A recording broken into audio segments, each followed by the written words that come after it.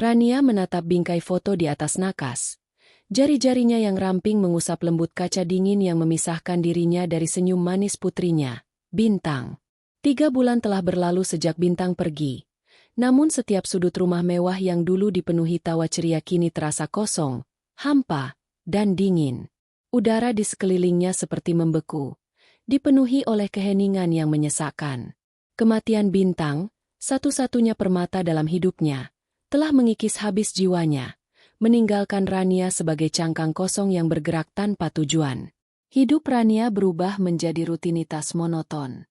Ia bangun, bekerja dari rumah sebagai CEO sebuah perusahaan properti yang ia bangun dari nol, dan kembali ke tempat tidur. Semua dilakukan dalam kabut duka yang tak pernah pudar. Ia menolak semua panggilan dari teman-temannya yang mencoba menghibur. Ia juga menjauh dari Ardi, suaminya, yang ironisnya, juga merasakan duka yang sama. Setidaknya itulah yang Rania yakini. Namun, duka Ardi terasa berbeda. Ia lebih banyak menyendiri, menghabiskan waktu di luar rumah, dan menghindari Rania. Perbedaan cara berduka ini menciptakan jurang pemisah yang semakin dalam di antara mereka. Rania membutuhkan kehadiran, sentuhan, dan kata-kata penenang. Tetapi yang ia dapatkan hanyalah punggung yang menjauh dan tatapan kosong. Suatu sore, saat Rania sedang meninjau dokumen properti di ruang kerjanya, Ardi masuk. Ia tidak mengetuk pintu, sebuah kebiasaan baru yang mulai mengganggu Rania. "Aku akan pergi," katanya singkat, tanpa memandang mata Rania. "Ibu Wati bilang kami butuh liburan. Dia sudah memesan tiket ke Bali." Rania tertegun. Ia tidak menyangka Ardi akan pergi, apalagi bersama Ibu Wati, ibu mertuanya yang selama ini ia anggap sebagai ibu kedua. Sejak Bintang meninggal, hubungan Rania dengan Ibu Wati memang menjadi semakin renggang. Ibu Wati, yang awalnya sangat mendukung Rania, kini seringkali memberikan komentar-komentar yang menyakitkan, seolah menyalahkan Rania atas kejadian nahas yang menimpa Bintang. "Kenapa begitu tiba-tiba?" tanya Rania, berusaha menyembunyikan getaran dalam suaranya. Ardi mengangkat bahu. "Ibu bilang ini untuk menyegarkan pikiran. Mungkin kita juga butuh istirahat dari satu sama lain, Ran. Kita tidak bisa terus-terusan terjebak dalam kesedihan." Kata-kata Ardi terasa seperti tamparan keras. "Terjebak dalam kesedihan?" ulang Rania. Suaranya naik 1 oktav. "Ardi, kita baru kehilangan anak kita. Bagaimana mungkin kau bisa menganggap ini hanya terjebak?" Ardi tidak menjawab. Ia hanya mengambil koper kecil yang sudah disiapkan di sudut ruangan. "Aku pergi dulu. Jaga diri," katanya, lalu pergi tanpa berbalik. Pintu utama menutup dengan suara pelan yang terdengar seperti gema ledakan di telinga Rania. Ia berdiri mematung di tengah ruangan. Air mata yang sudah lama kering kini kembali membasahi pipinya. Ada rasa sakit yang lebih besar dari sekadar duka, yaitu rasa kesepian yang tak terperi, ditinggalkan oleh orang yang seharusnya menjadi bahunya untuk bersandar. Beberapa hari setelah kepergian Ardi, Rania mencoba untuk kembali menjalani hidupnya. Ia menenggelamkan diri dalam pekerjaan. Ia mengatur rapat virtual, meninjau laporan keuangan, dan bernegosiasi dengan klien besar. Otaknya yang cerdas, yang dulu merancang strategi bisnis yang cemerlang, kini mengalihkan fokus dari rasa sakit. Namun, malam hari, saat keheningan kembali merayap, rasa sepi itu datang lagi. Rumah sebesar ini, dengan semua perabotan mewah dan karya seni mahal, terasa seperti kuburan. Suatu malam, Rania iseng membuka laptop lamanya. Ia ingin mencari beberapa foto Bintang yang tersimpan di sana. Laptop itu adalah milik bersama yang jarang ia gunakan sejak ia memiliki laptop kerja yang lebih modern. Sambil mencari file-file foto, matanya tak sengaja tertuju pada sebuah folder yang diberi nama Bali 2025 di desktop. Kerutan di dahi Rania muncul. Ia ingat Ardi pergi ke Bali. Tapi mengapa ia sudah membuat folder ini sebelum berangkat? Dengan rasa penasaran yang bercampur firasat buruk, Rania mengklik folder itu. Di dalamnya, ada beberapa subfolder lagi, dengan nama-nama aneh. Ia membuka salah satu folder dan matanya langsung terpaku pada sebuah foto. Foto itu menampilkan Ardi dan Ibu Wati, tengah makan malam di sebuah restoran dengan pemandangan pantai yang indah. Keduanya tertawa lepas. Wajah mereka tidak menunjukkan sedikit pun jejak duka. Di antara mereka, duduk seorang wanita muda, tinggi, berambut panjang, dengan senyum yang sangat menawan. Wanita itu menyenderkan kepalanya dengan akrab ke bahu Ardi, seolah mereka sudah sangat dekat. Jantung Rania berdebar kencang. Tangannya gemetar. Ia membuka foto lain. Di foto berikutnya, Ardi dan wanita itu sedang berpose di depan kolam renang. Tangan Ardi merangkul pinggang wanita itu. Di foto lain, mereka berada di sebuah bukit, dengan pemandangan matahari terbenam. Ardi tampak berbisik di telinga wanita itu, sementara Ibu Wati tersenyum lebar di belakang mereka, memegang tangan wanita itu dengan penuh kasih sayang. Rania merasa pusing. Firasat terburuknya terbukti benar. Ardi tidak pergi berlibur dengan Ibu Wati untuk menyegarkan pikiran mereka. Mereka pergi berlibur dengan wanita lain, selingkuhan Ardi. Dan yang paling menyakitkan, Ibu Wati tahu akan hal ini. Ibu mertuanya yang selama ini ia hormati, yang ia percaya, kini menjadi komplotan dalam pengkhianatan ini. Setiap foto adalah tusukan belati ke dalam hatinya yang sudah hancur. Duka yang selama ini ia rasakan, kini bercampur dengan amarah yang membakar. Ia menutup laptop, tubuhnya terasa lemas. Ia berjalan ke jendela dan menatap langit malam yang gelap. Pikirannya berputar tak karuan. Ia mengingat kembali percakapan dengan Ardi. Kata-kata, "Kita butuh istirahat dari satu sama lain," kini terdengar sangat kejam. Ardi tidak hanya meninggalkannya dalam duka, ia meninggalkannya untuk merayakan kebahagiaan dengan wanita lain. Dan Ibu Wati, wanita yang seharusnya menghibur Rania, malah ikut serta dalam perayaan pengkhianatan ini. Air mata Rania mengalir deras, bukan lagi air mata kesedihan, melainkan air mata kemarahan. Ia merasa bodoh, begitu buta dalam duka sehingga tidak melihat semua tanda-tanda yang ada. Ardi yang semakin cuek, Ibu Wati yang mendadak dingin. Mereka memanfaatkan kesedihan Rania untuk melancarkan rencana kotor mereka. Namun, di tengah badai emosi ini, ada sesuatu yang berubah di dalam diri Rania. Rasa sakit itu, yang tadinya terasa mematikan, kini berubah menjadi energi yang mematikan. Rasa sakit itu tidak lagi melumpuhkannya, melainkan memberinya kekuatan. Rania menyadari bahwa ia telah membiarkan dirinya tenggelam dalam duka terlalu lama. Ia telah membiarkan orang lain menginjak-injak perasaannya. Ia tidak akan membiarkan ini terjadi lagi. Rania berjalan menuju meja kerjanya. Otaknya yang cerdas kini berputar dengan cepat, bukan untuk merancang strategi bisnis, melainkan untuk merancang strategi balas dendam. Ardi dan Ibu Wati mengira mereka bisa lolos begitu saja. Mereka pikir Rania yang sedang berduka adalah Rania yang lemah. Mereka salah besar. Rania akan menunjukkan kepada mereka siapa dirinya yang sebenarnya. Wanita yang membangun kerajaan bisnis dari nol, yang tidak pernah menyerah, dan tidak akan pernah membiarkan dirinya diinjak-injak. Ia tahu semua seluk-beluk aset mereka. Ia tahu semua rekening bank, semua surat-surat properti, semua investasi. Sebagian besar aset itu adalah hasil dari kerja kerasnya, dan ia memiliki bukti-bukti yang sah secara hukum. Rania tahu ia bisa menarik kembali semuanya, meninggalkan Ardi tanpa apapun. Dengan tangan yang kini tidak lagi gemetar, ia mengambil ponselnya. Ia membuka daftar kontak dan mencari nama yang sudah lama tidak ia hubungi. "Halo, Pak Arya." Rania memulai. Suaranya kini terdengar dingin dan penuh tekad. "Saya Rania. Saya butuh bantuan Anda. Segera." Di ujung telepon, pengacara keluarga yang selama ini Rania percaya, terdengar terkejut. Rania jarang menghubunginya untuk urusan pribadi. "Tentu, Bu Rania. Ada yang bisa saya bantu. Saya ingin memindahkan semua aset saya ke atas nama pribadi. Dan saya ingin memulai proses audit keuangan. Semua yang terkait dengan Ardi. Saya butuh semuanya secepat mungkin." Rania mengakhiri panggilan. Ia kembali menatap layar laptop yang menampilkan foto-foto pengkhianatan itu. Kini, tidak ada lagi air mata. Hanya ada tatapan tajam yang dipenuhi api amarah. Mereka ingin membuatnya jatuh, Baiklah, Rania tidak akan jatuh. Ia akan bangkit dari abu dukanya. Dan merekalah yang akan merasakan kehancuran yang sesungguhnya. Titik balik ini bukan hanya tentang duka, tetapi juga tentang kekuatan yang terlahir dari pengkhianatan. Dan ini baru permulaan.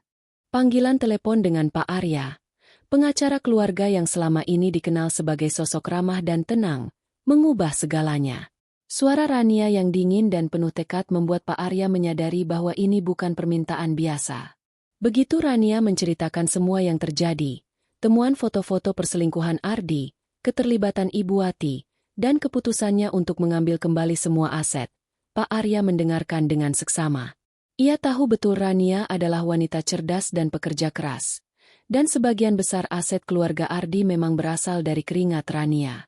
Bu Rania, ini bukan hal yang mudah, ujar Pak Arya dengan nada serius, setelah Rania selesai bicara.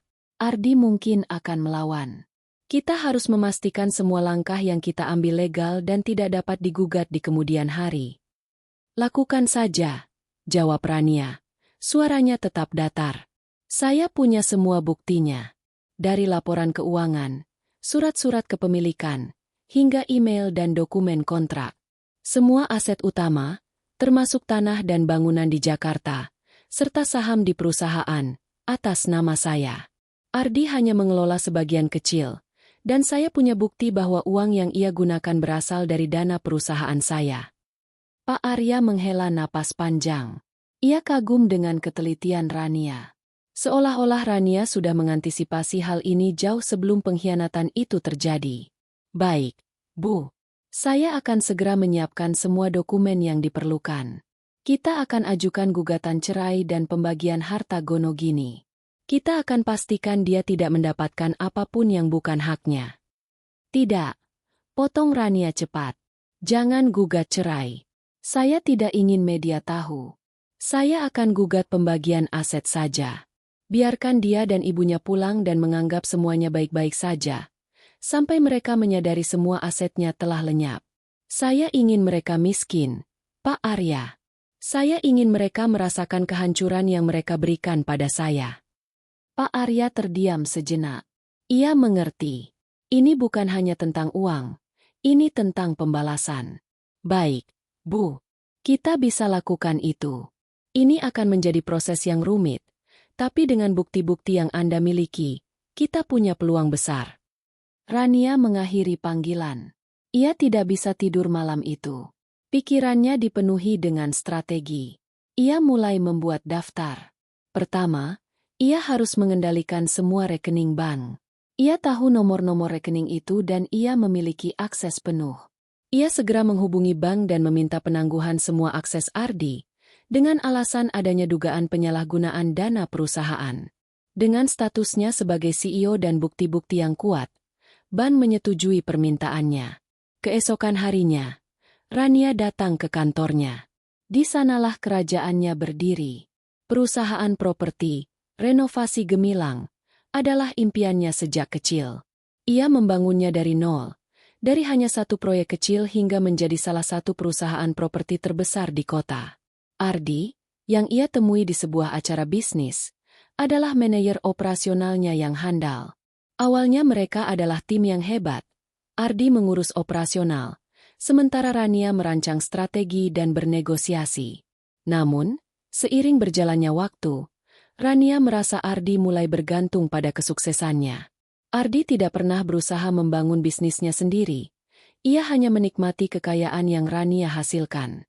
Selamat pagi, Bu Rania. Sapa sekretarisnya, Ayu, dengan wajah terkejut melihat Rania sudah datang sepagi ini. Rania yang berduka biasanya datang sangat siang, bahkan seringkali tidak datang. Pagi, Ayu, jawab Rania. Tolong panggilkan Pak Andre dan tim keuangan. Saya butuh laporan audit mendadak. Ruang rapat dipenuhi dengan ketegangan. Rania meninjau setiap angka, setiap pengeluaran.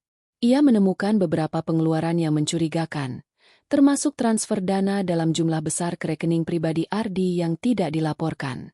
Rania mengambil foto dari semua bukti itu dan mengirimkannya ke Pak Arya. Tolong blokir semua akses Pak Ardi ke sistem keuangan perusahaan. Mulai hari ini, Semua keputusan keuangan ada di tangan saya. Perintah Rania pada timnya. Tidak ada yang berani membantah. Mereka tahu bahwa Rania yang tegas dan penuh tekad telah kembali. Sementara Rania sibuk di kantor, Ibu Wati menghubungi Rania. Rania, kenapa Ardi tidak bisa menggunakan kartu kreditnya? Apa yang terjadi? Suara Ibu Wati penuh amarah. Tidak ada lagi kehangatan yang dulu. Rania hanya tersenyum sinis. Ibu, saya tidak tahu. Mungkin ada masalah teknis dari bank. Ibu coba hubungi banknya saja. Rania tahu, Ibu Wati tidak akan pernah bisa mendapatkan jawaban dari bank. Karena bank hanya melayani pemilik rekening. Ibu Wati terdengar panik. Tapi, Ardi bilang dia tidak bisa transfer uang. Kami butuh uang untuk makan. Kartu kreditnya ditolak. Mungkin ibu bisa minta Ardi untuk bekerja. Dia kan suamimu, Ibu Wati. Jawab Rania dingin, lalu menutup telepon. Malam harinya, Ardi menelepon. Suaranya penuh amarah. Rania, apa yang kau lakukan? Kenapa semua rekeningku diblokir? Ini perbuatanmu, kan? Perbuatanku? Kau dan ibumu pergi ke Bali dengan wanita lain, meninggalkan aku yang sedang berduka. Dan kau menuduhku. Suara Rania menembus ponsel, penuh dengan kekecewaan dan amarah. Ardi terdiam. Ia tidak bisa membantah. Rania, ini tidak seperti yang kau pikirkan. Dia hanya teman. Dan kami berlibur untuk... Untuk apa? Untuk menertawakanku? Untuk merayakan di atas kesedihan yang aku rasakan. Rania memotong kata-kata Ardi. Ardi, kau tahu kan, siapa yang membangun semuanya? Kau pikir aku akan membiarkanmu dan ibumu menikmati semua hasil kerjaku dengan uang dari perusahaan yang aku bangun? Ardi terkejut mendengar ucapan Rania. Ia tahu Rania sangat cerdas. Tapi ia tidak menyangka Rania akan seberani ini. Ia selalu berpikir Rania akan selamanya menjadi wanita yang lemah dan hanya bisa berduka. Ia salah. Aku akan kembali ke rumah. Kita akan bicara, kata Ardi. Suaranya kini terdengar gentar. Jangan repot-repot, jawab Rania. Rumah itu adalah properti pribadi saya. Saya sudah ganti semua kuncinya. Dan sebaiknya kau mulai mencari pekerjaan. Ardi, kau akan butuh itu. Rania mengakhiri panggilan. Ia kembali menatap layar laptopnya yang kini menampilkan grafik keuangan perusahaan yang ia pimpin. Ia tahu, ini baru awal. Ardi dan Ibu Wati masih memiliki beberapa aset pribadi yang tidak terdaftar di perusahaan. Rania harus menemukan cara untuk mengambil alih aset-aset itu juga. Ia teringat sebuah properti villa yang dibeli atas nama Ibu Wati. Villa itu adalah hadiah dari Ardi. Tetapi Rania yakin Ardi membelinya menggunakan uang dari perusahaan. Rania menghubungi tim keuangannya lagi dan meminta mereka untuk mencari semua bukti transfer dana yang pernah dilakukan ke rekening Ibu Wati. Ia juga meminta Pak Arya untuk mulai menggugat kepemilikan villa tersebut. Rania tahu, perjalanannya masih panjang. Tetapi ia tidak akan berhenti. Ia akan menumpahkan semua rasa sakit dan amarahnya ke dalam setiap langkah pembalasan ini. Ia tidak hanya akan mengambil kembali asetnya, ia akan memastikan bahwa setiap kenangan yang ia miliki bersama Ardi dan Ibu Wati akan hancur lebur, sama seperti hati dan kepercayaannya. Ini bukan lagi tentang duka. Ini tentang pembalasan yang manis. Kabar dari Ardi dan Ibu Wati datang lebih cepat dari yang Rania perkirakan. Telepon Ibu Wati dipenuhi nada panik, sementara suara Ardi terdengar dipenuhi kemarahan yang meluap. Mereka, yang baru saja kembali dari liburan mewah di Bali, kini merasakan sengatan pertama dari rencana Rania. Mereka mendarat di Jakarta, langsung menuju rumah mereka yang selama ini mereka anggap sebagai istana, hanya untuk menemukan kunci yang tidak bisa membuka pintu. Kunci-kunci Ardi dan Ibu Wati sudah diganti. Ardi menggedor pintu dengan emosi, sementara Ibu Wati memaki di belakangnya. Rania, buka pintunya. Ini rumah kita, teriak Ardi. Namun, tidak ada jawaban. Ardi mencoba menghubungi Rania, tetapi ponselnya tidak diangkat. Ia bahkan mengancam akan mendobrak pintu, tetapi sebuah pesan singkat dari Pak Arya, pengacara Rania, membuatnya terdiam. Pesan itu berisi pemberitahuan resmi bahwa rumah tersebut adalah properti pribadi Rania, dan Ardi beserta Ibu Wati tidak memiliki hak atas properti tersebut. Pak Arya juga melampirkan salinan sertifikat rumah yang secara hukum terdaftar atas nama Rania. Ardi dan Ibu Wati hanya bisa menatap pesan itu dengan wajah pucat. Mereka akhirnya terpaksa menginap di sebuah hotel. Di sana, Ardi mulai memeriksa semua rekeningnya. Ia menemukan bahwa semua rekening bank pribadinya telah diblokir. Rekening perusahaan pun tidak dapat diakses. Kartu kreditnya ditolak, dan semua investasi sahamnya di perusahaan Rania tidak bisa dicairkan. Ia mencoba menghubungi tim keuangan di kantor, tetapi tidak ada yang menjawab. Keadaan itu membuatnya panik.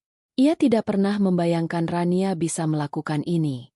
Ia pikir Rania adalah wanita yang lemah, yang terlalu sibuk berduka untuk memperhatikan hal-hal sepele seperti keuangan. Ia salah. Pagi harinya, Ardi dan Ibu Wati mendatangi kantor renovasi Gemilang. Mereka berharap bisa berbicara dengan Rania dan menyelesaikan masalah ini secara kekeluargaan. Namun, mereka disambut oleh suasana yang sangat berbeda. Kantor itu terasa lebih tegang dan profesional.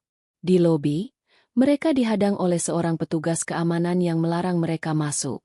"Maaf, Bapak dan Ibu tidak boleh masuk," kata petugas keamanan itu. "Kenapa?" "Saya Ardi.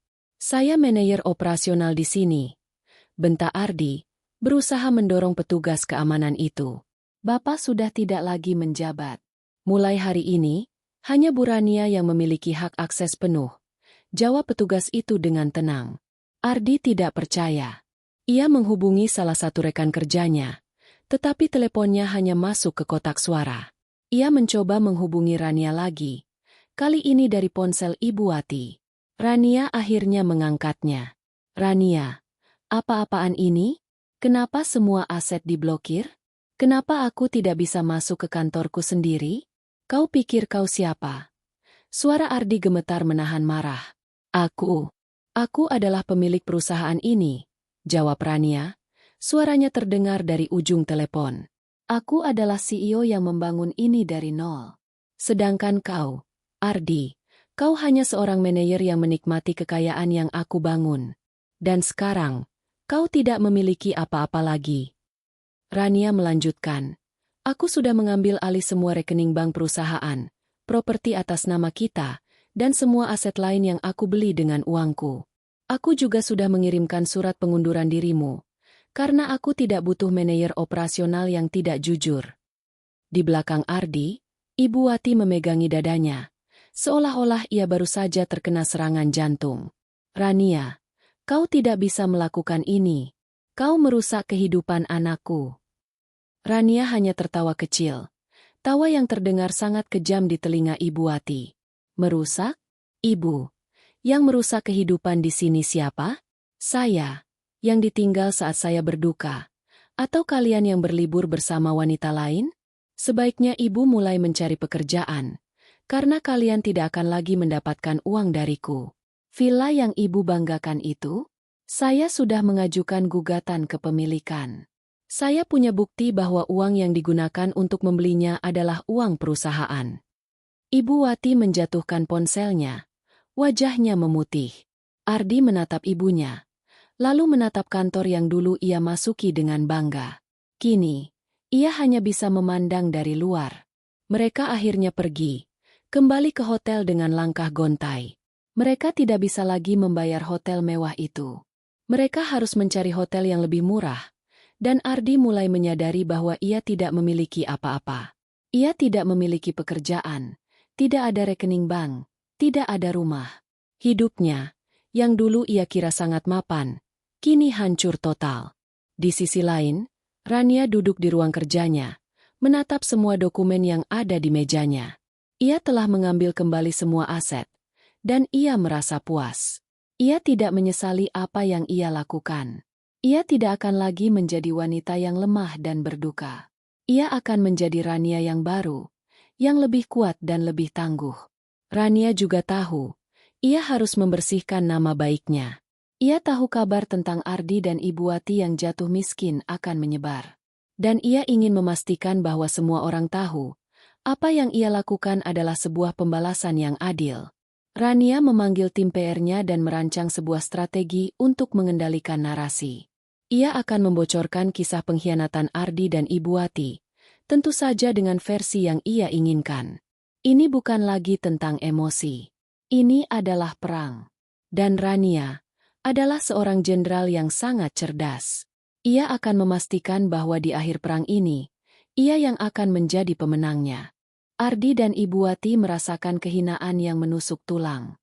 Mereka, yang dulunya terbiasa tidur di kasur empuk dengan spray katun Mesir, kini meringkuk di ranjang tipis sebuah hotel melati yang pengap. Kamar itu berbau apak dan tirai jendelanya sobek. Air keran yang mengalir hanya sebatas tetesan. Dan makanan yang bisa mereka beli hanyalah nasi bungkus seharga Rp15.000. Ponsel Ardi, yang dulunya tak pernah berhenti berdering dengan tawaran bisnis dan ajakan pesta, kini hanya berbunyi dengan nada panggilan dari para kreditur yang menagih utang. Rekan-rekan bisnis yang dulu menjilatnya kini menghindar, bahkan memblokir nomor teleponnya. Reputasi Ardi, yang selama ini dibangun di atas pondasi kekayaan Rania, hancur lebur dalam hitungan hari. Ibu Wati, yang dulunya adalah seorang sosialita yang dihormati di setiap acara, kini tidak berani keluar kamar. Ketakutan akan bertemu dengan kenalannya dan mendengar bisik-bisik gosip membuatnya terperangkap dalam kamar hotel yang sempit itu. Setiap kali ia nekat melihat ponselnya, ia hanya bisa membaca pesan-pesan dari teman-temannya yang mengolok-olok kehidupannya yang berubah drastis, mengunggah foto-foto liburan mereka di Bali dengan gaya bahasa yang menyindir. Sedang apa di sana, Wati? Sudah bukan levelmu, kan? Atau, dengar-dengar, kalian jadi miskin, ya? Rasakan. Semua pesan itu terasa seperti pisau yang mengiris hatinya. Di tengah situasi yang kacau dan menjebak ini, mereka akhirnya berhasil menghubungi Rania. Panggilan telepon itu terdengar seperti suara pengemis. Bukan lagi suara penuh kesombongan yang Rania kenal. Mereka memohon agar Rania bersedia bertemu untuk menyelesaikan masalah ini secara kekeluargaan. Sebuah kata yang membuat Rania muak.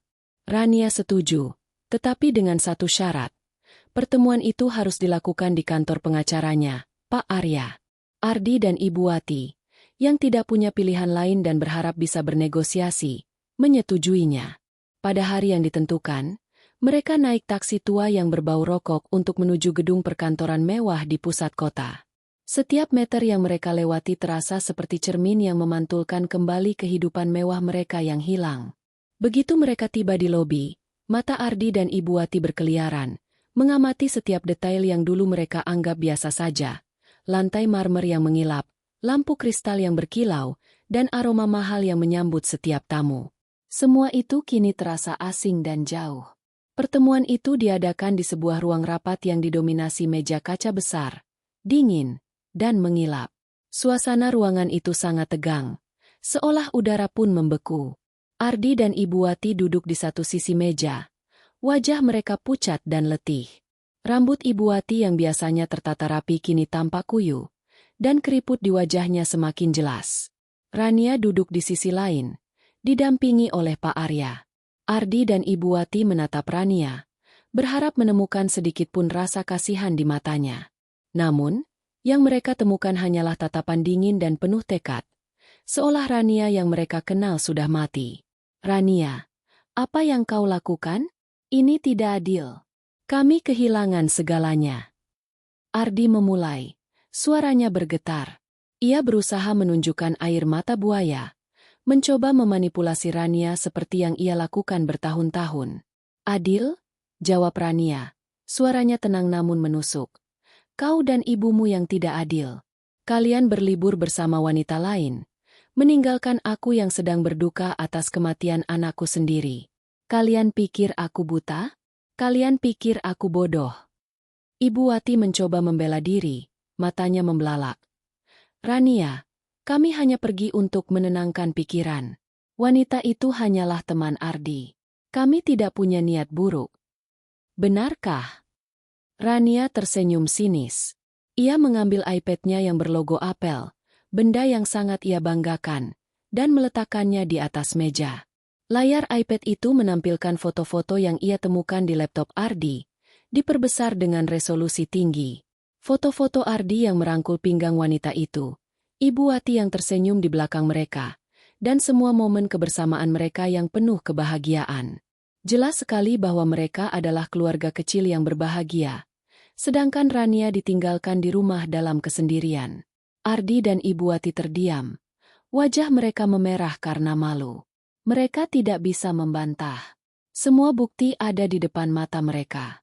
"Kau melihat ini, Ibu?" tanya Rania, menatap Ibu Wati. "Ini adalah wanita yang kau puji-puji di media sosial. Dan ini adalah wanita yang kau bawa berlibur bersama putramu. Sedangkan aku, menantu yang kau sebut anakmu, dibiarkan berduka sendirian. Apakah itu yang ibu sebut sebagai ibu yang baik? Mengajak anak dan selingkuhan anakmu berlibur di Bali, sementara menantumu menanggung kesedihan yang mendalam." Ibu Wati menundukkan kepalanya, tidak berani menatap mata Rania. Ia merasa malu dan bersalah. "Rania, kita bisa bicara baik-baik," kata Ardi, mencoba meredakan suasana. Nada suaranya berubah menjadi memelas. "Kita bisa bagi asetnya. Aku akan kembalikan semua uang yang kau gunakan." "Terlambat," jawab Rania. "Semua aset sudah atas nama saya, dan semua bukti sudah saya serahkan ke pengacara. Kau tidak punya apa-apa lagi. Semua yang kau miliki, rumah, mobil, saham, bahkan rekening bank, adalah hasil kerja kerasku. Dan sekarang, aku mengambilnya kembali." Ardi merasa marah. Ia melompat dari kursinya. "Kau tidak bisa melakukan ini, Rania. Kau akan menyesal. Aku akan pastikan kau hancur." Rania hanya tertawa. Tawa yang terdengar sangat kejam di telinga Ardi. "Hancur? Siapa yang akan hancur? Aku yang kini menguasai semua aset. Atau kau yang kini miskin dan tidak punya apa-apa? Ardi, kau meremehkanku. Kau pikir aku lemah karena aku berduka. Kau salah besar. Aku akan menunjukkan kepadamu bahwa wanita yang kau hianati ini adalah wanita yang bisa menghancurkanmu." Rania kemudian berdiri. "Saya rasa pembicaraan kita sudah selesai. Saya tidak punya apa-apa lagi untuk dibicarakan dengan kalian. Silakan hubungi Pak Arya untuk urusan hukum. Selamat berjuang." Rania dan Pak Arya meninggalkan ruangan, meninggalkan Ardi dan Ibu Wati yang terdiam di kursi mereka. Mereka hanya bisa menatap punggung Rania yang menjauh, menyadari bahwa mereka telah membuat kesalahan fatal. Mereka telah mengkhianati seorang wanita yang jauh lebih kuat dari yang mereka duga. Dan sekarang, mereka harus membayar harganya. Mereka tahu, ini adalah akhir dari kehidupan mewah mereka. Setelah meninggalkan Ardi dan Ibu Wati yang terpuruk di ruang rapat Pak Arya, Rania tidak pulang ke rumah. Ia melaju langsung ke kantornya, di mana tim PR-nya sudah menunggu. Pertemuan dengan mantan suami dan ibu mertuanya telah memberinya energi baru, bukan karena kepuasan melihat mereka menderita, melainkan karena ia kini tahu pasti bahwa mereka tidak memiliki perlawanan. Mereka sudah jatuh. Sekarang, saatnya untuk memastikan kejatuhan itu diketahui publik, agar tidak ada lagi yang berani menginjak harga dirinya. "Saya ingin kalian menyebarkan cerita ini," Rania memulai, menatap tajam ke arah tim PR-nya yang duduk di hadapannya. "Bukan sebagai gosip murahan, tapi sebagai sebuah pelajaran. Saya ingin dunia tahu apa yang terjadi pada saya. Saya ingin nama saya bersih, dan saya ingin mereka, Ardi dan Ibu Wati, mendapatkan konsekuensi sosial dari perbuatan mereka." Tim PR Rania, yang terkenal cerdas dan strategis, mengangguk penuh pengertian. Mereka tahu Rania adalah sosok yang sangat dihormati di dunia bisnis. Ia tidak pernah terlibat skandal atau masalah hukum. Namun, dalam hitungan jam, cerita-cerita tentang kejatuhan Ardi dan Ibu Wati sudah mulai menyebar di kalangan elit Jakarta. Rania ingin mengendalikan narasi itu sebelum ada pihak lain yang mencoba memutarbalikkan fakta, atau membuat ceritanya seolah-olah Rania adalah wanita pendendam yang kejam. "Kita akan melakukannya secara bertahap," kata Rania, matanya menyorotkan perhitungan. "Pertama, sebarkan informasi tentang gugatan kepemilikan. Beritahu media bahwa saya mengambil alih semua aset yang saya bangun. Biarkan mereka bertanya-tanya. Kita akan menggunakan narasi bahwa ini adalah sebuah tindakan bisnis, bukan masalah pribadi. Tim PR Rania segera menjalankan rencana itu. Dalam waktu singkat, berita tentang gugatan itu menjadi headline di beberapa portal berita online dan majalah bisnis. CEO Rania gugat aset mantan suami. Rania rebut kembali kekayaan ratusan miliar dari tangan mantan suami. Nama Rania dan Ardi menjadi topik pembicaraan di seluruh media, dari media online hingga majalah Lifestyle. Sementara itu, Rania melakukan langkah kedua, yang jauh lebih mematikan. Ia menghubungi beberapa kenalan dekatnya di kalangan sosialita dan media.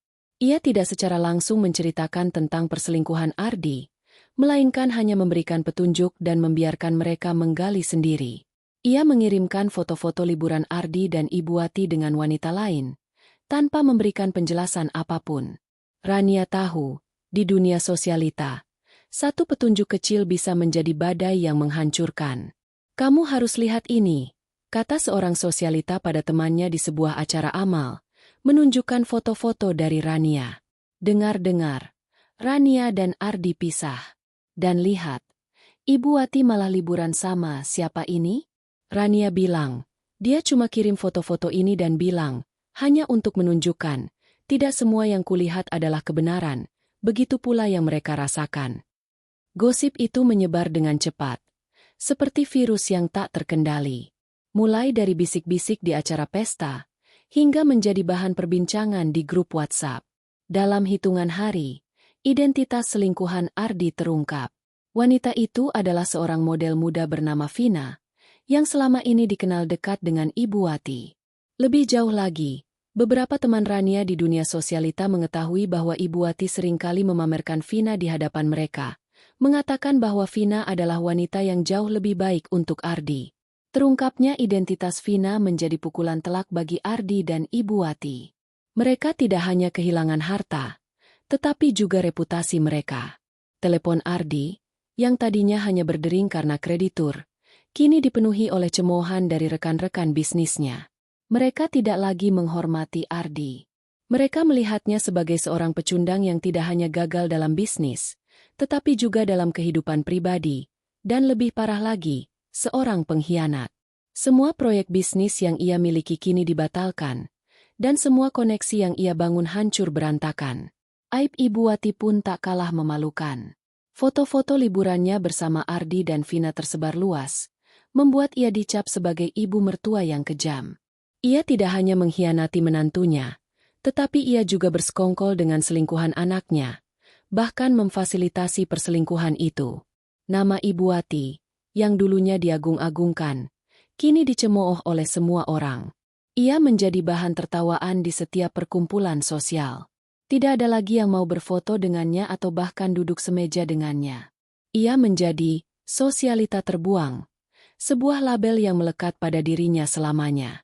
Pada suatu malam, Rania sedang membaca berita online di rumahnya. Sebuah artikel berjudul, "Sosialita Terbuang. Ibu Wati merasakan konsekuensi dari perbuatan keji," menjadi headline utama. Artikel itu menceritakan bagaimana Ibu Wati, yang dulunya kaya raya, kini jatuh miskin dan menjadi bahan tertawaan. Rania membaca setiap komentar yang ada di sana, sebagian besar berisi cemoohan dan sindiran. Ada juga beberapa komentar yang memuji Rania, menyebutnya sebagai wanita kuat dan pahlawan bagi semua wanita yang terkhianati. Rania merasa puas. Bukan kepuasan yang didapat dari kemenangan, melainkan kepuasan yang didapat dari keadilan. Ia merasa bahwa ia telah melakukan hal yang benar. Ia tidak membalas dendam dengan cara kekerasan, tetapi dengan cara yang lebih elegan dan mematikan. Ia menggunakan kekuatan yang ia miliki, yaitu kekayaan dan pengaruh, untuk memastikan bahwa mereka yang mengkhianatinya mendapatkan balasan yang setimpal. Rania menutup laptopnya.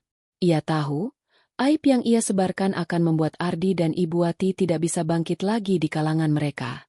Rania tidak hanya mengambil aset mereka, ia juga mengambil masa depan sosial mereka. Ia memutus semua koneksi dan semua kesempatan mereka untuk kembali ke kehidupan yang mereka cintai. Ia telah menciptakan neraka bagi mereka di dunia nyata, neraka yang mereka buat sendiri. Seminggu setelah aib mereka terbongkar, dunia Ardi dan Ibu Wati runtuh. Mereka sudah tidak bisa lagi tinggal di hotel melati yang pengap itu. Uang tunai yang mereka miliki habis, dan kartu kredit mereka sudah tidak bisa lagi digunakan. Dengan koper yang berdebu dan pakaian yang sudah lusuh, mereka berjalan di trotoar kota, mencari tempat untuk tinggal. Mereka berjalan tanpa arah di bawah terik matahari yang menyengat. Perut mereka keroncongan, dan rasa malu membakar wajah mereka setiap kali mereka berpapasan dengan orang-orang yang mengenali mereka. Ardi mencoba menghubungi teman-temannya untuk meminta bantuan, tetapi tidak ada yang mau mengangkat teleponnya. Ia bahkan mencoba meminta bantuan dari Vina, wanita yang ia ajak berlibur, tetapi Vina hanya membalas dengan sebuah pesan singkat yang dingin. "Maaf, aku tidak bisa membantu. Aku sudah punya hidupku sendiri. Jangan hubungi aku lagi." Pukulan telak itu terasa begitu menyakitkan. Ardi dan Ibu Wati kini menyadari bahwa hubungan mereka dengan orang-orang di sekitar mereka hanyalah sebuah ilusi yang dibangun di atas kekayaan dan status sosial. Begitu semua itu hilang, mereka juga lenyap, seolah-olah mereka tidak pernah ada. Mereka tidak lagi memiliki teman sejati, hanya kenalan yang ingin mengambil keuntungan. Mereka akhirnya menemukan sebuah kontrakan kecil di sebuah gang sempit, jauh dari gemerlapnya pusat kota yang dulu mereka kenal. Kontrakan itu berukuran hanya 3x4 meter, dengan kamar mandi yang sempit dan dapur yang kotor. Dindingnya retak dan berlumut, dan atapnya bocor saat hujan. Listriknya sering mati, dan airnya pun hanya mengalir dengan deras pada jam-jam tertentu. Tidak ada pendingin ruangan, dan nyamuk-nyamuk beterbangan di malam hari. Hidup yang dulu mereka nikmati, dengan makanan mewah dan pelayan pribadi, kini berubah menjadi perjuangan untuk bertahan hidup. Ardi, yang selama ini terbiasa bekerja di balik meja dengan setelan jas mahal, kini harus mencari pekerjaan serabutan. Ia mencoba melamar pekerjaan di beberapa perusahaan, tetapi tidak ada yang mau menerima. Reputasinya yang hancur sudah sampai ke telinga semua orang. Ia akhirnya terpaksa menjadi pengemudi taksi online dengan mobil sewaan, tetapi hasilnya tidak cukup untuk menutupi biaya hidup mereka. Setiap malam, ia pulang dengan wajah lelah, tubuhnya pegal, dan hatinya penuh penyesalan. Ia juga mulai mengemis kepada teman-temannya di media sosial, memohon pinjaman atau pekerjaan, tetapi mereka hanya membalas dengan cibiran. Dulu sombong, sekarang minta-minta. Rasakan. Sementara itu, Ibu Wati yang selama ini terbiasa dengan gaya hidup mewah, tidak bisa beradaptasi. Ia merasa tertekan, malu, dan putus asa. Ia menghabiskan hari-harinya di dalam kontrakan, merenungi nasibnya yang malang. Ia seringkali memaki Ardi, menyalahkannya atas semua yang terjadi. "Ini semua salahmu. Kalau saja kau tidak selingkuh, kita tidak akan jadi seperti ini," teriaknya. Ardi, yang juga merasa tertekan, membalas dengan amarah. "Ini juga salahmu, Ibu. Ibu yang menyuruhku pergi berlibur. Ibu yang mendukungku. Ibu pikir aku tidak tahu kalau ibu ingin menjodohkanku dengan Vina, wanita kaya, agar kita bisa mendapatkan lebih banyak uang." Mereka bertengkar setiap hari, saling menyalahkan. Hubungan ibu dan anak yang dulu sangat akrab, kini dipenuhi dengan kebencian dan penyesalan. Mereka tidak bisa lagi saling mengandalkan, karena mereka berdua sama-sama hancur. Ibu Wati bahkan pernah mencoba meminta uang kepada Ardi untuk membeli kosmetik, tetapi Ardi hanya bisa tertawa getir. "Uang untuk makan saja tidak ada. Bu, bagaimana bisa membeli kosmetik? Kau sudah gila." Suatu sore, saat Ardi baru pulang dari kerja, ia melihat Ibu Wati sedang duduk di depan kontrakan mereka, menangis terisak-isak. Ia menatap ibunya, hatinya terasa sakit. Ibu yang dulu ia banggakan, yang dulu ia anggap sebagai ratu, kini hanya terlihat seperti wanita tua yang menyedihkan. "Bu, kenapa menangis?" tanya Ardi, suaranya terdengar lelah. "Aku malu, Ardi. Aku malu. Teman-temanku mengunggah foto-foto liburan mereka di media sosial. Mereka mengolok-olokku. Aku tidak bisa lagi keluar rumah," jawab Ibu Wati, suaranya pecah. "Aku tidak pernah menyangka hidupku akan menjadi seperti ini. Aku menyesal, Ardi. Ardi tidak bisa berkata apa-apa. Ia hanya bisa menunduk, merasakan kehancuran yang sama. Ia tahu, Rania tidak hanya mengambil semua aset mereka. Rania juga mengambil harga diri mereka. Di sisi lain kota, Rania sedang menghadiri sebuah acara amal. Ia tampak bersinar, dengan senyum yang tulus di wajahnya. Ia tidak lagi memikirkan Ardi dan Ibu Wati. Ia telah menganggap mereka sebagai bagian dari masa lalu yang harus ia buang. Kini, ia fokus pada kehidupannya yang baru, pada bisnisnya yang semakin berkembang, dan pada dirinya sendiri. Namun, di tengah semua kebahagiaan itu, Rania masih merasa ada yang kurang. Ia tahu, pembalasan tidak akan pernah bisa mengembalikan Bintang. Tetapi, setidaknya, ia merasa bahwa ia telah mendapatkan keadilan. Ia telah menunjukkan kepada dunia bahwa tidak ada yang bisa mengkhianatinya tanpa konsekuensi. Ia telah menutup babak dalam hidupnya. Dan kini, ia siap untuk memulai yang baru. 3 bulan berlalu sejak Ardi dan Ibu Wati jatuh miskin. Musim berganti dari kemarau panjang ke musim hujan, tetapi kehidupan mereka tetap di tempat, seperti air yang tergenang di genangan lumpur. Udara panas dan lembab di dalam kontrakan kecil mereka terasa seperti penjara, dengan jeruji yang tak terlihat, dinding yang berjamur, bau yang tak sedap dari kamar mandi yang sempit, dan suara bising dari tetangga yang bertengkar membuat mereka semakin tertekan.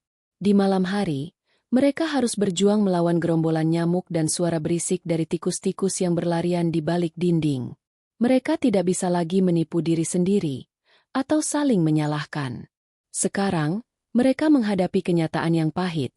Mereka telah kehilangan segalanya, dan kesalahan itu adalah milik mereka sendiri.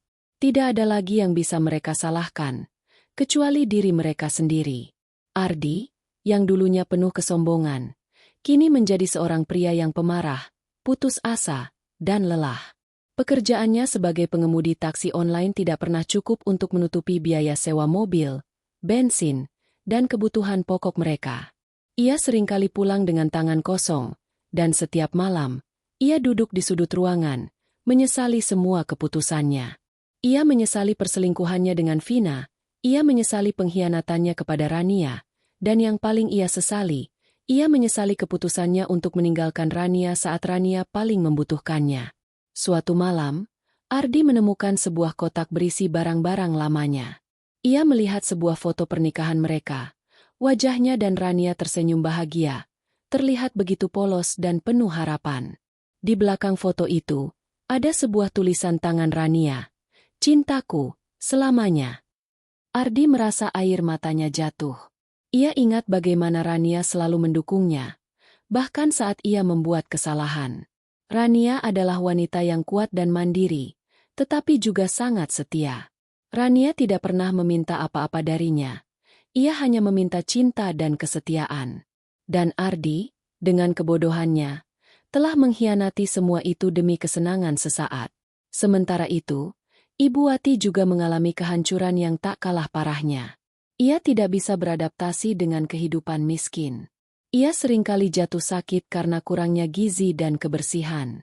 Setiap kali ia melihat pantulan dirinya di cermin, ia hanya melihat seorang wanita tua yang kuyu, dengan mata yang cekung, kulit yang kering, dan rambut yang mulai memutih. Ia tidak lagi memiliki perhiasan, tidak ada pakaian mahal, tidak ada teman yang bisa ia pamerkan. Suatu hari, Ibu Wati menemukan sebuah majalah lama di tumpukan koran bekas yang ia gunakan untuk alas duduk.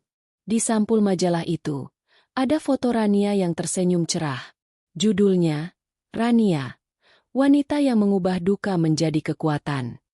Ibu Wati membuka majalah itu dan membaca setiap kata.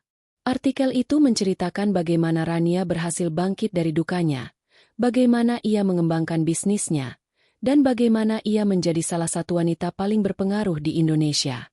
Ibu Wati merasa sesak. Ia membandingkan kehidupan Rania dengan kehidupannya sendiri. Rania yang dulu ia hina, kini menjadi wanita yang dihormati dan dikagumi. Sementara ia, yang dulu ia banggakan, kini menjadi wanita yang dilupakan dan dihina. Penyesalan itu datang dengan tiba-tiba dan menusuk. Ia menyesali semua yang ia katakan kepada Rania. Ia menyesali semua perbuatannya. Ia menyesali bagaimana ia telah mengkhianati menantunya sendiri, dan bagaimana ia telah merusak kehidupan anak laki-lakinya. Ibu Wati menangis, bukan karena ia kehilangan harta, tetapi karena ia kehilangan Rania, wanita yang seharusnya menjadi anak perempuannya. Malam itu, Ardi dan Ibu Wati duduk bersama di lantai kontrakan mereka, makan nasi dengan lauk seadanya. Mereka tidak lagi bertengkar. Mereka terlalu lelah untuk bertengkar. Mereka hanya saling memandang, dan di mata mereka melihat penyesalan yang mendalam. Mereka berdua tahu bahwa mereka telah melakukan kesalahan besar, dan tidak ada yang bisa mereka lakukan untuk memperbaikinya. Mereka harus menjalani sisa hidup mereka dengan konsekuensi dari perbuatan mereka. Di sisi lain, Rania, yang kini semakin sukses, sedang makan malam di sebuah restoran mewah dengan beberapa rekan bisnisnya. Ia tertawa, dan senyumnya tulus. Ia tidak lagi merasakan duka. Ia telah menemukan kedamaian dalam hidupnya. Ia tahu, pembalasan tidak akan bisa mengembalikan bintang, tetapi setidaknya, ia merasa bahwa ia telah mendapatkan keadilan. Beberapa bulan kemudian, Rania duduk di balkon apartemen mewahnya, menikmati secangkir teh hangat. Udara malam yang sejuk membelai wajahnya, dan lampu-lampu kota berkelap-kelip di bawahnya. Kehidupan Rania kini jauh lebih tenang. Bisnisnya semakin berkembang pesat, dan ia telah membuka beberapa cabang baru. Ia juga menjadi salah satu wanita paling berpengaruh di dunia bisnis, diundang ke berbagai acara bergengsi dan menjadi pembicara di seminar-seminar motivasi. Ia tidak lagi merasa kesepian. Rania mulai menjalin pertemanan baru, yang tulus dan tidak didasari oleh uang. Mereka adalah wanita-wanita cerdas dan mandiri yang menginspirasinya. Mereka berbicara tentang bisnis, seni, dan kehidupan, bukan tentang gosip atau barang-barang mewah. Rania juga mulai kembali ke hobinya, melukis. Ia melukis pemandangan kota di malam hari, dengan segala kerumitan dan keindahan yang dimilikinya. Melukis membantunya menemukan kedamaian, dan ia merasa seolah-olah ia sedang mengisi kembali kekosongan di hatinya. Suatu hari, Rania menerima panggilan telepon dari Pak Arya. "Bu Rania, Ardi dan Ibu Wati datang ke kantor saya," kata Pak Arya. Suaranya terdengar lelah. Mereka mengatakan mereka sudah tidak sanggup lagi. Mereka ingin meminta maaf dan menyerahkan sisa aset yang mereka miliki. Rania terdiam sejenak. Ia tidak pernah menyangka hari itu akan tiba. Apa yang mereka katakan? Mereka mengatakan mereka menyesal. "Bu," jawab Pak Arya. Mereka tahu mereka telah membuat kesalahan besar. Mereka tidak hanya kehilangan harta, tetapi juga harga diri mereka. Mereka mengatakan mereka siap menerima konsekuensi dari perbuatan mereka. Hati Rania terasa kosong. Ia tidak merasakan kepuasan. Ia hanya merasakan sebuah kesedihan yang mendalam. Ia tahu, pembalasan yang ia lakukan telah berhasil. Tetapi, apakah itu sepadan? Apakah kehancuran mereka bisa mengembalikan bintang? Jawabannya tidak. "Baik, Pak Arya," kata Rania. Suaranya tenang. "Terima saja. Biarkan mereka menyerahkan sisa asetnya. Dan berikan mereka sedikit uang. Hanya cukup untuk mereka bisa bertahan hidup. Katakan kepada mereka, ini adalah babak baru. Tidak ada lagi permusuhan." Pak Arya terkejut dengan permintaan Rania. "Bu Rania, Anda yakin? Mereka telah mengkhianati Anda." "Ya, Pak Arya," jawab Rania. "Saya tahu. Tetapi, saya tidak ingin hidup dengan kebencian. Kebencian hanya akan merusak hati saya. Saya sudah mendapatkan keadilan, dan itu sudah cukup. Saya tidak ingin lagi melihat mereka menderita. Saya hanya ingin hidup tenang." Panggilan telepon berakhir. Rania kembali ke balkonnya, menatap keindahan kota. Ia tahu, ia telah membuat keputusan yang benar. Ia tidak lagi menjadi wanita yang dihantui oleh masa lalu. Ia telah memaafkan. Bukan untuk mereka, tetapi untuk dirinya sendiri. Keesokan harinya, Rania menerima laporan dari Pak Arya. Ardi dan Ibu Wati telah menandatangani semua dokumen. Mereka juga telah menerima uang yang Rania berikan. Dan yang paling penting, mereka juga mengirimkan sebuah pesan singkat. "Terima kasih, Rania. Kami menyesal. Rania tidak membalas pesan itu. Ia hanya tersenyum. Senyum itu bukan senyum kemenangan, melainkan senyum kelegaan. Ia telah mengakhiri babak yang menyakitkan dalam hidupnya, dan ia siap untuk memulai babak baru. Ia tidak tahu apa yang akan terjadi di masa depan. Ia tidak tahu apakah ia akan menemukan cinta lagi, atau apakah ia akan bisa melupakan rasa sakitnya. Tetapi, ia tahu, ia adalah wanita yang kuat. Ia telah melalui badai yang paling buruk, dan ia telah bangkit. Rania siap untuk apapun yang akan datang. Sejak pertemuan terakhir mereka, Rania tidak pernah lagi mendengar kabar tentang Ardi dan Ibu Wati. Ia menganggap mereka sebagai babak yang telah usai. Rania membuang semua kenangan pahit itu, layaknya debu yang dibersihkan dari cermin, dan fokus pada kehidupannya yang baru, yang kini terasa lebih damai dan penuh makna. Bisnisnya terus berkembang pesat, dan ia menjadi sosok yang dihormati di dunia bisnis. Ia tidak lagi mengejar kesuksesan demi pembalasan, melainkan demi kebahagiaan dan kepuasan batin. Ia sering diundang menjadi pembicara di seminar-seminar motivasi, membagikan kisahnya tentang bagaimana bangkit dari duka dan pengkhianatan, menginspirasi banyak wanita lain untuk menjadi mandiri dan kuat. Pada suatu sore yang cerah, Rania sedang menikmati secangkir kopi latte di sebuah kafe bergaya vintage di sudut kota. Ia duduk di luar, di bawah naungan pohon rindang, dan membaca sebuah buku tentang arsitektur kuno. Tiba-tiba, ia mendengar suara yang familiar memanggil namanya. Ia menoleh dan melihat seorang pria yang duduk di meja sebelah. Pria itu adalah Andre, salah satu manajer senior di perusahaannya yang selalu Rania kagumi karena kecerdasan dan sikapnya yang profesional. "Maaf, Bu Rania, saya tidak menyangka akan bertemu Anda di sini," kata Andre, tersenyum, wajahnya memancarkan kejutan yang menyenangkan. "Tidak apa-apa, Andre," jawab Rania. "Duduklah, saya senang melihatmu." Andre duduk di hadapan Rania. Mereka berbicara tentang bisnis, dan kemudian, pembicaraan mereka bergeser ke hal-hal pribadi. Andre menceritakan bagaimana ia mengagumi Rania. "Anda adalah wanita yang sangat kuat, Bu Rania. Anda telah melalui banyak hal, tetapi Anda selalu bangkit," kata Andre. Matanya menunjukkan kekaguman yang tulus. Rania hanya tersenyum. Ia tidak lagi malu atau sedih ketika membicarakan masa lalunya. Ia telah berdamai dengan masa lalunya. "Semua orang punya cerita, Andre. Saya hanya kebetulan memiliki cerita yang lebih dramatis," jawabnya sambil terkekeh. Di sisi lain, di sebuah pinggiran kota yang kumuh, Ardi dan Ibu Wati harus berjuang keras untuk bertahan hidup. Uang yang diberikan Rania habis dalam beberapa bulan, dan mereka terpaksa mencari pekerjaan serabutan.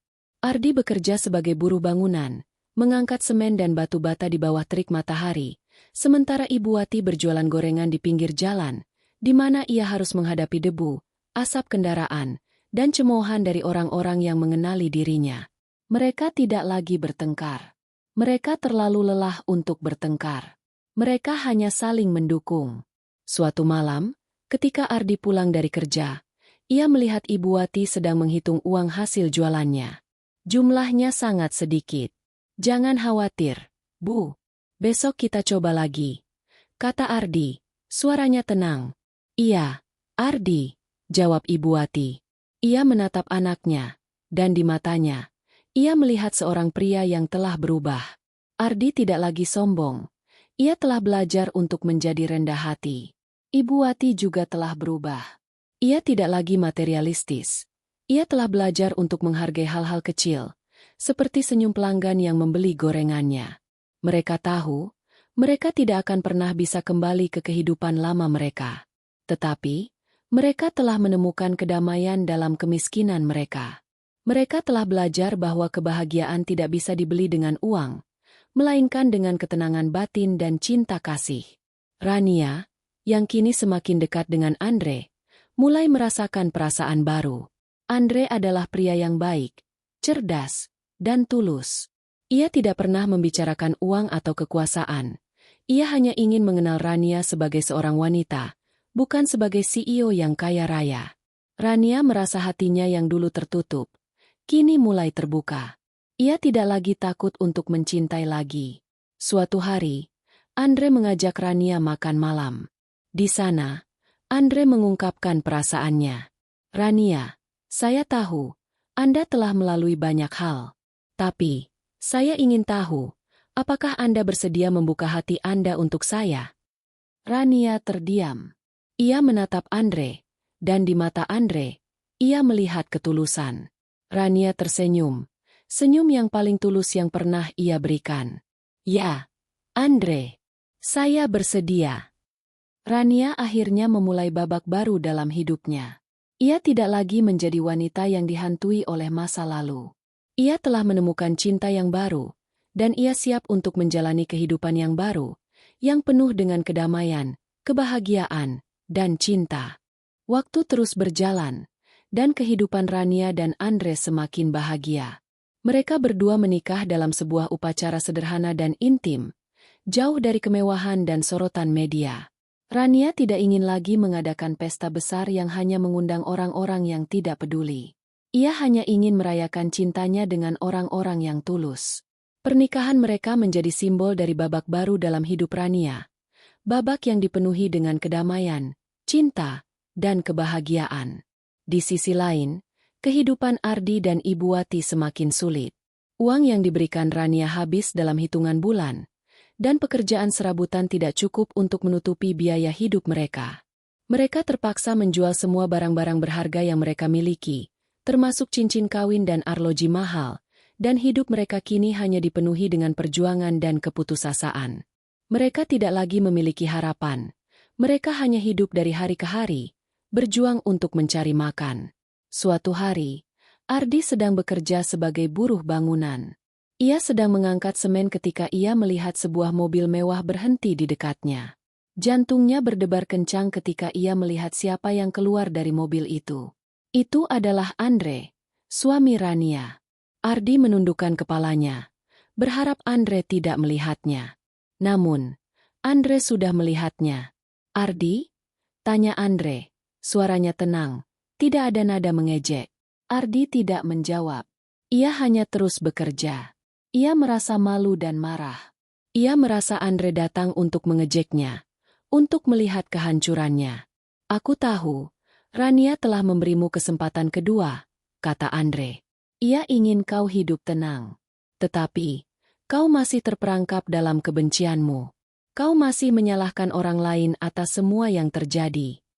Ardi merasa marah. Ia melemparkan skopnya. "Apa yang kau tahu tentang kehidupanku? Kau tidak pernah merasakan penderitaan," teriaknya. "Kau tidak tahu rasanya kehilangan segalanya." Andre hanya tersenyum. "Kau benar. Aku tidak tahu. Tetapi, aku tahu satu hal. Rania telah memaafkanmu. Mengapa kau tidak bisa memaafkan dirimu sendiri?" Andre kemudian mengambil dompetnya dan memberikan Ardi sebuah amplop. "Ini, ambil. Ini bukan dari Rania. Ini dari saya. Saya harap ini bisa membantumu." Ardi tidak mau menerima amplop itu. Ia merasa harga dirinya diinjak-injak. Tetapi, Andre bersikeras. "Ambil, Ardi. Ini adalah babak baru. Tidak ada lagi permusuhan." Ardi akhirnya mengambil amplop itu. Air matanya jatuh. Ia tahu, Andre benar. Ia telah menghancurkan hidupnya sendiri, bukan Rania. Ia telah memilih jalan yang salah, dan sekarang ia harus membayar harganya.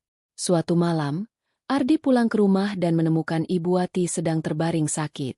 Ibu Wati sudah tidak bisa lagi berjualan, dan tubuhnya terlalu lemah untuk berjuang. Ardi segera membawanya ke rumah sakit, tetapi dokter mengatakan sudah terlambat. Ibu Wati meninggal dunia beberapa hari kemudian, dengan penyesalan di wajahnya. Ardi merasa dunianya hancur. Ia telah kehilangan segalanya, dan kini ia juga kehilangan ibunya. Ia duduk di samping makam ibunya, menangis. Ia tidak lagi peduli dengan uang atau status sosial. Ia hanya ingin kembali ke masa lalu, ke saat ia masih memiliki Rania dan Bintang, dan ibunya masih sehat. Tetapi, ia tahu, ia tidak bisa. Ia harus hidup dengan penyesalan itu selamanya. Beberapa tahun kemudian, Rania dan Andre memiliki seorang anak laki-laki. Mereka menamainya Bintang, untuk mengenang bintang kecil yang telah pergi. Rania melihat wajah putranya, dan ia tersenyum. Ia tahu, Bintang tidak akan pernah bisa digantikan. Tetapi, kini ia memiliki bintang yang baru. Ia telah menemukan kedamaian, kebahagiaan, dan cinta. Ia telah menemukan akhir yang bahagia.